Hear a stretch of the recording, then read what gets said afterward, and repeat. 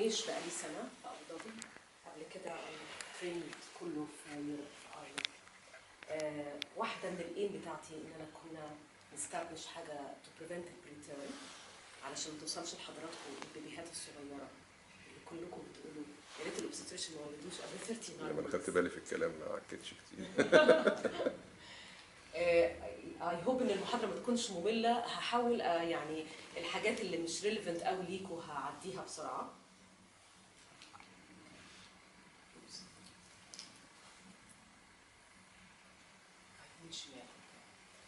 التوبكس انا بس هتكلم على السكوب اوف ذا بروبلم. هاو بيج از ذا بروبلم ذا بريتيرم. الايم ان احنا وي استابلش في الكورنيش هوسبيتال which is the biggest maternity hospital اللي يمكن حضراتكم عارفين الكلام ده as a government hospital في ابو ظبي to prevent the preterm. We establish preterm prevention clinic. How does the preterm clinic referral and initial consultation? I'll skip through that very quickly. The evidence base for preterm prevention will future what we're hoping were a take-home message. The definition طبعا preterm defined as a childbirth less than 37 completed week. There are subcategories of preterm birth based on gestational age. Feel extremely preterm هو less than 28 weeks. Very preterm between 28 and 32 weeks, والmoderate to late preterm اللي هو 32 to less than 37 weeks gestation. The scope of the problem, preterm is currently the most important problem in maternal and childbirth. مش بس في USA, worldwide. Estimated 15 million babies are born too soon every year. Around 1 million child die every year as a result of the complication of preterm birth. It accounts for over 85% of all prenatal morbidity and mortality. لو هناخد اللي هم early neonatal death excluding congenital malformation, preterm complication أو preterm death related to preterm is about 28%. Preterm birth rate have been reported to range between 5 to 7, maybe up to 10% في developed country, higher than that طبعا في developing countries. السلايد دي just بتشو البوينتر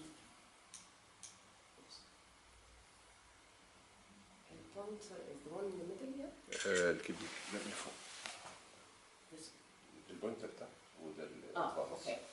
في السلايد دي بس showing مثلا في United States البريتيرم ريت in around 12%. UK يمكن 8%. less في جابان. كلنا عارفين جابان they don't go having 5 kids and 6 kids.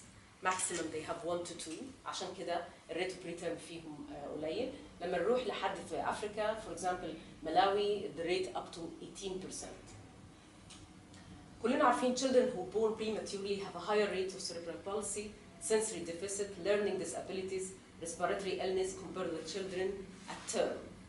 This morbidity extends to later in life, resulting in enormous physical, physiological, and economic cost.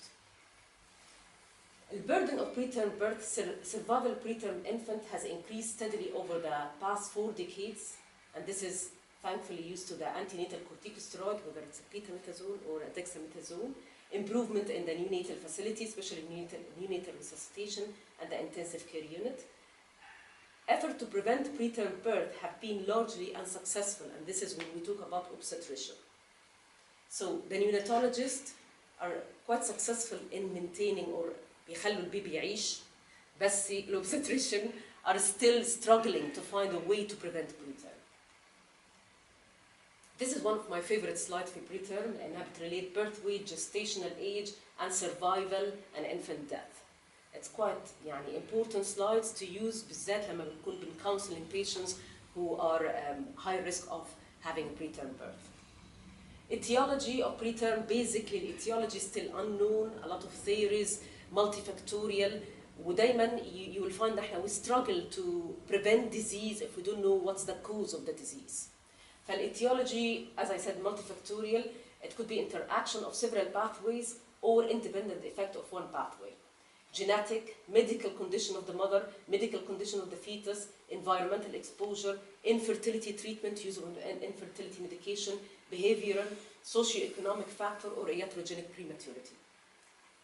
The slide here demonstrates يعني ازاي ان multifactorial و several pathway interact together, whether it's multiple pregnancy, decidual hemorrhage, uterine pathology, environmental factor or toxin, stress, autoimmune disease, allergy, and all of that cause aneuploidy decidual inflammation, lead to release of prostaglandin, and that cause preterm labor and delivery. Causes of preterm, the slide quite easily demonstrate. Third of the preterm happen as a result of premature rupture of membrane. The other third happens spontaneously. That's to say the mother just come in and spontaneously deliver preterm baby. 25% of the preterm labor happen as a result of fetal indication, and 20% iatrogenic, that the obstetrician cause. Reduction of preterm labor, risk factor, assessing risk factor in the mother, predicting uterine activity by doing something called home uterine activity monitoring, and this is basically used in North America, and it's very limited use. Cervical length assessment, that we measure the cervical length, try to predict the preterm labor. Screening for infections, especially the bacterial vaginosis, screening by using fetal fibronectin. Prevention of preterm labor, the aim, primary prevention, the aim, we all would love to have a way to lower the prevalence of premature labor by improving maternal health in general and by avoiding risk factors before or during labor. And this paper by Professor Fergal Malone and Karen Flood in 2011 said that if we improve the maternal condition by stop the smoking, if they smoke, nutritional counseling, and lower workload for women at stressful job, that might improve or might modify the risk for preterm labor. Secondary prevention, the aim of the secondary prevention, early identification of pregnant women at risk of preterm and help them to carry the pregnancy to term. The methods or the measures that use cervical length measurement, cervical closure by using cervical cerclage, and the new kid on the block is the progesterone supplementation, and that's by Roberto Romero in 2012. It's actually 2012, not 21. In preterm prevention clinic that we established to reduce the incidence of the rate of preterm delivery, to stop unnecessary intervention, and use an evidence-based medicine and evidence-based practice to provide expert specialist team support for this group of vulnerable, very quite anxious women, and to audit our numbers. I'm just gonna, I probably will skip through that. So the clinic is just run by a consultant and a specialist. We have a very strict triage, e-referral, electronic referral, and we have inclusion criteria. Have to be one of the most important one, have to be a singleton pregnancy. We do not accept. Why? Because all the evidence in preventing preterm happen in singleton. We don't have a good evidence to support or to prevent in multiple pregnancy and twins and higher order. You mean that triplets are more prone for Of course, but this is the nature of the pregnancy. This is, if you get the uterus bigger, they will deliver early.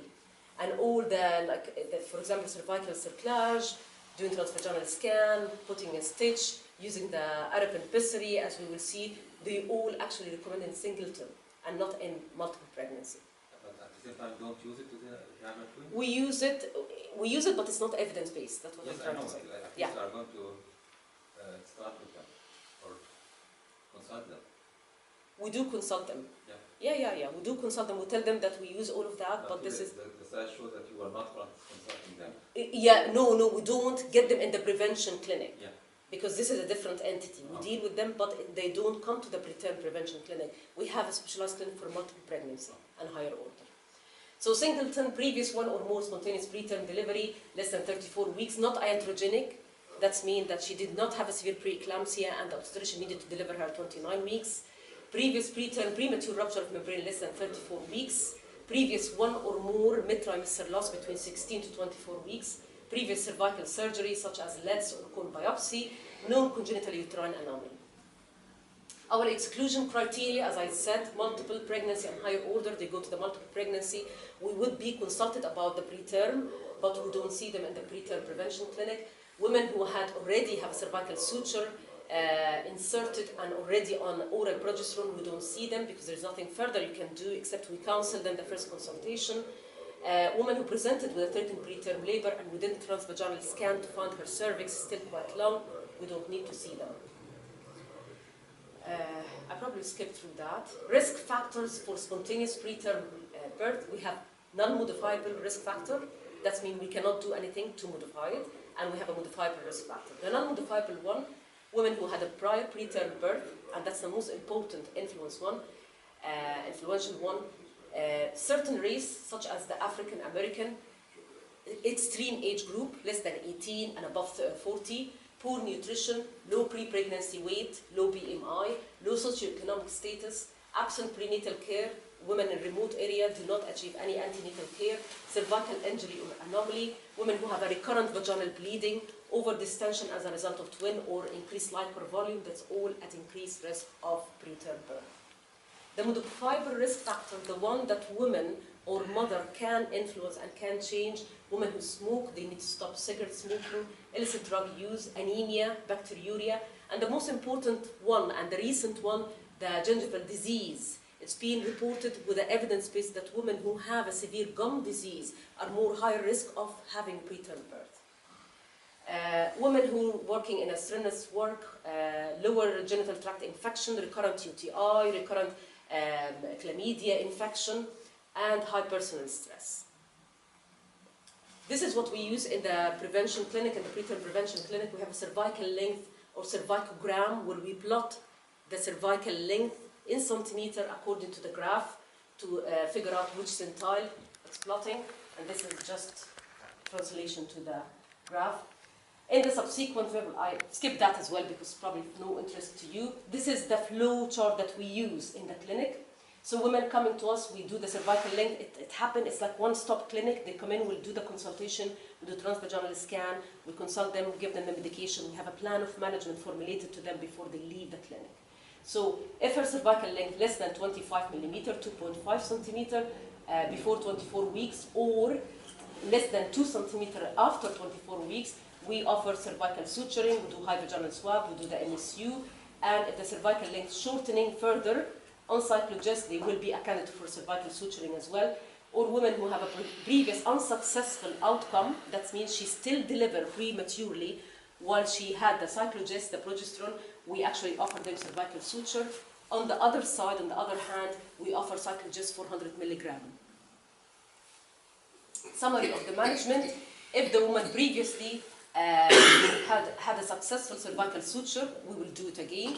If patient already on cyclogest, the progesterone, we continue until 34 weeks gestation because there's no evidence to continue further on.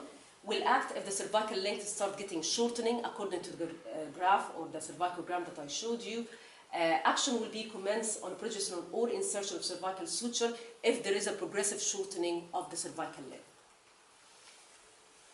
We would start them on low-dose aspirin. We all know that the evidence very supportive of low-dose aspirin in certain scenarios. We do use targeted antenatal steroid. We don't have liberal way or a liberal, to use it for everybody. We do use it targeted. That means women who are really at high risk and we have an evidence that there is a short cervix or she had cervical length and the cervix is quite short. And we use betamethasone actually in the combination. And patient will be discharged from the preterm prevention clinic to the general obstetric clinic after 32 weeks gestation. This is a diagram just to show how do we do the transvaginal scan and the funneling and the cervical dilatation and cervical length, and this is done by Professor Bergella, which is the biggest name in preterm. This is the pictures that we get on the transvaginal scan.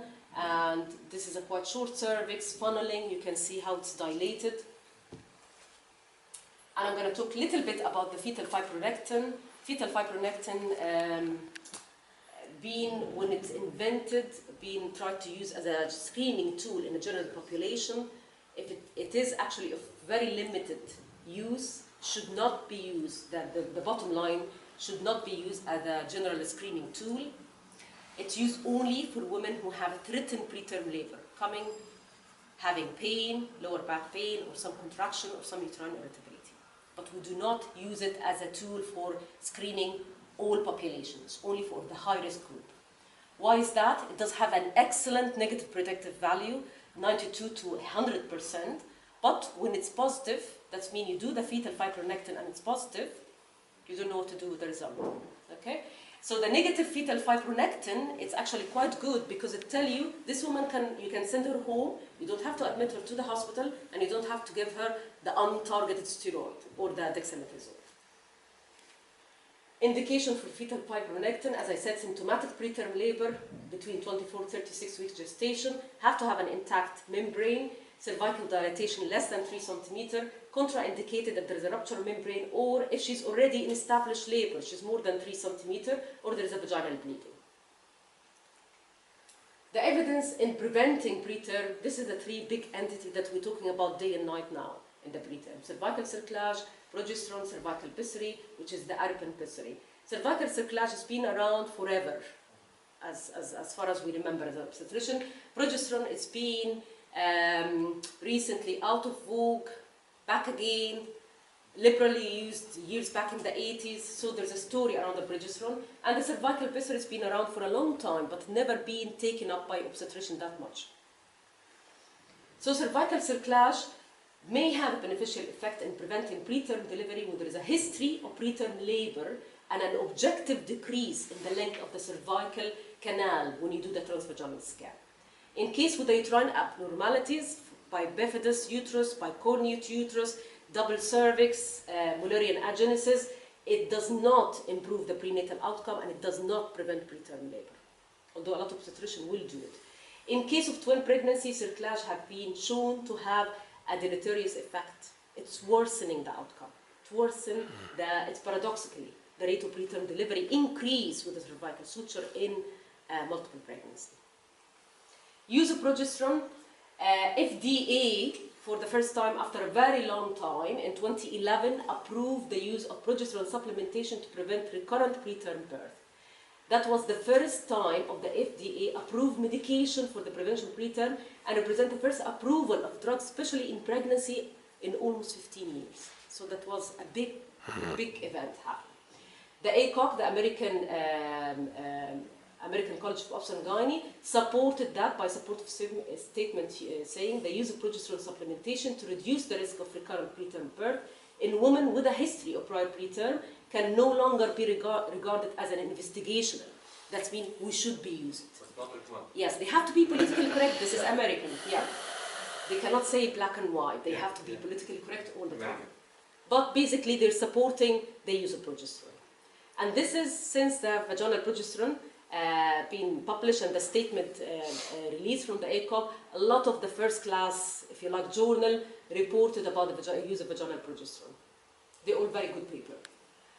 And this is the, if you like, the summary of the meta-analysis about the vaginal use of vaginal progesterone in short cervix. It does reduce the rate of preterm, especially in the group less than 28 weeks, from 9.4 to 5.1. And in the 32 weeks and less, from the rate from 15 to nearly 9%. And for the less than 35 weeks, 22 to 14.5.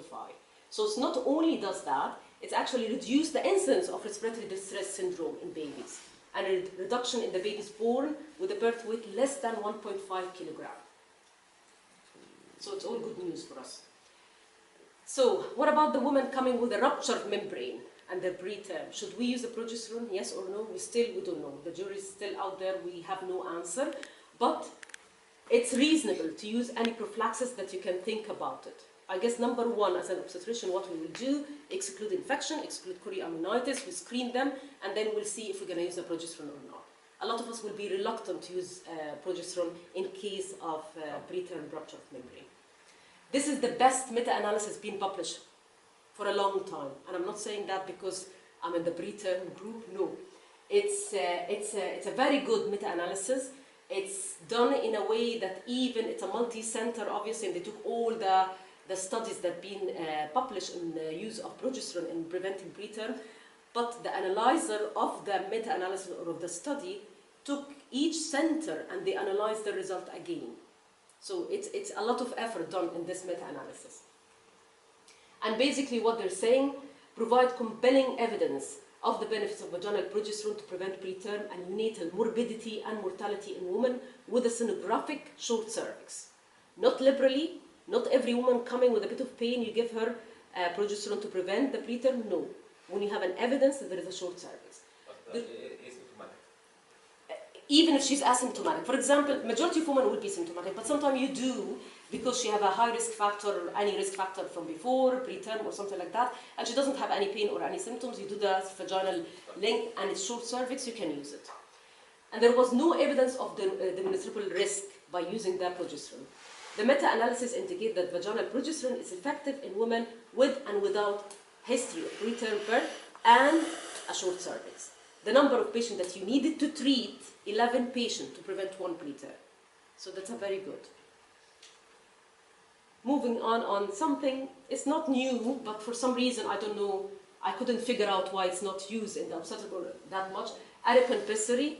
This is quite similar to cervical cerclage, but instead of putting the patient to sleep or putting a spinal, it's done in the clinic. And it's a pessary that occludes the cervical canal, as you can see in the diagram. They come in different sizes, different shapes. It's been around since the 50s. Cervical pessary is relatively non-invasive, operator independent, easy to use, does not require anesthesia, can be done as an outpatient and easy to remove as well. Have been used for prevention preterm birth in several non-randomized and randomized trials. Cochrane went on in 2013 and supported the use of the Arepan pessary or the different other size names of pessary, and they said it's simple, less invasive, does not require anesthesia, might replace the cervical suture. Using cervical pessary is superior than the expected management in preventing preterm birth in women with a singleton pregnancy and a short cervix. Neonatal pediatric care admission was reduced in the pessary group in comparison to the expectant group. Among the pessary group, 27 out of the 385 needed the pessary to reposition, and one only needed or required the pessary to be removed. It's very important to counsel the patient about the vaginal discharge, increasing vaginal discharge with the ring pessary. Evidence for its beneficial effect under setting for other group of patients such as multiple pregnancy and uterine abnormality or cervical abnormality is still not yielded. Take-home message, if we're going to do cervical length, it's not done trans-abdominal, have to be transvaginal, this is for the obstetrician. Fetal fibronectin test used only for treating preterm labor, not as a tool for a general screening for general population. All preventative intervention tool in preterm effective in singleton pregnancy. That's the evidence. Vaginal progesterone beneficial in preventing preterm in singleton with proven evidence of short cervix. Cervical cerclage beneficial in preventing preterm in women with a previous preterm and objective decrease in their cervical length. Maybe there is a rule of Arepan pessary to replace the cervical cerclage. Treat symptomatic lower genital tract infection, especially the bacterial vaginosis, might prevent the preterm birth for you. General advice about nutrition, healthy lifestyle, avoid strenuous physical exercise for women. And the most important thing that we struggle with in Abu Dhabi, and I'm not sure about Egypt, multiple pregnancy and higher order. If we stop that from happening, the liberal use of infertility medication, the IVF right and left and center, we will reduce the incidence of preterm birth. Future for our clinic in Corneech, and that's what I'm aiming to do, to introduce the cervical Arepan pessary and to audit our data and have a database and to do a preterm registry in